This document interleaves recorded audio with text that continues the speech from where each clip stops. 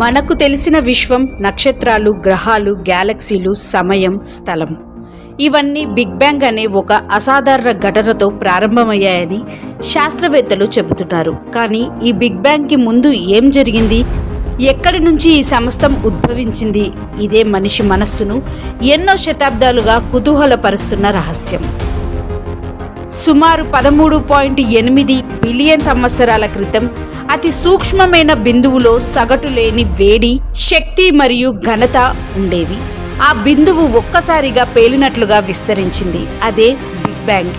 ఆ విస్తరణలో నుండి మొదట కాంతి, తర్వాత పదార్థం, అణువులు, నక్షత్రాలు, గ్యాలక్సీలు పుట్టుకొచ్చాయి. ఇంతవరకు ఇది శాస్త్రీయంగా నిరూపితమైన భాగం. అయితే బిగ్ బ్యాంగ్కి ముందు ఏం జరిగింది? ఇది ఇప్పటికీ సమాధానం లేని ప్రశ్న. శాస్త్రం చెప్పే కొద్ది సిద్ధాంతాలు ఇలా ఉన్నాయి. సమయం మరియు స్థలం కూడా బిగ్ బ్యాంగ్తోనే పుట్టాయి.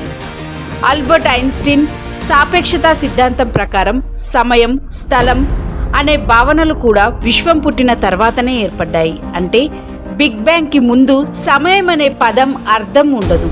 ఎందుకంటే ముందు అనే భావనకు సమయం అవసరం. కొంతమంది శాస్త్రవేత్తల ప్రకారం విశ్వం పుడుతుంది, పెరుగుతుంది, తర్వాత తిరిగి పేలుతుంది.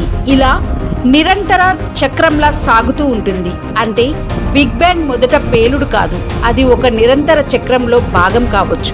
క్వాంటం భౌతిక శాస్త్రం ప్రకారం శూన్యం అనే ఖాళీ కాదు, దానిలో సూక్ష్మ తరంగాలు ఉంటాయి. ఆ తరంగాలలో ఒక చిన్న క్వాంటం తరంగం విస్ఫోటనం చెందితే విశ్వం పుట్టొచ్చు.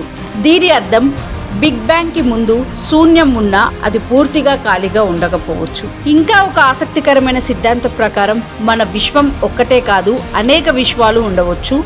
మనది వాటిలో ఒకటి మాత్రమే. ఒక విశ్వం కూలిపోతే మరొకటి పుడుతుంది. ఇలా ఎన్నో విశ్వాలు ఒకదాని తర్వాత ఒకటి పుడుతూ ఉంటాయని ఈ సిద్ధాంతం చెబుతుంది.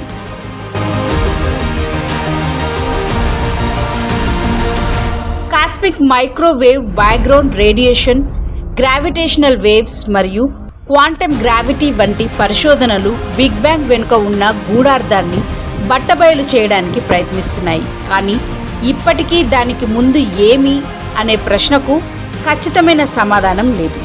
కొంతమంది తత్వవేత్తలు చెబుతున్నారు, విశ్వం ఎప్పటికీ ఉంది, అది మార్పు చెందుతూనే ఉంటుంది. ఇది మనం పుట్టినా లేదా ప్రారంభమైనదిగా కాదు, శాశ్వతమైన సత్యంగా చూడాలి అంటున్నారు. బిగ్ బ్యాంగ్ మనకు విశ్వ ఆరంభాన్ని తెలిపింది, కానీ దానికి ముందు ఏం జరిగిందో ఇప్పటికీ రహస్యమే. అది దేవుని సృష్టి కావచ్చు, లేదా శూన్యం నుంచి పుట్టిన శక్తి కావచ్చు. ఏదేమైనా ఈ రహస్యాన్ని తెలుసుకోవాలనే మనిషి ఆత్రం శాస్త్రాన్ని ఇంకా ముందుకు నడిపిస్తుంది. విశ్వం మొదలు కావడం కంటే పెద్ద మిస్టరీ దానికి ముందు ఏముందో అనేది.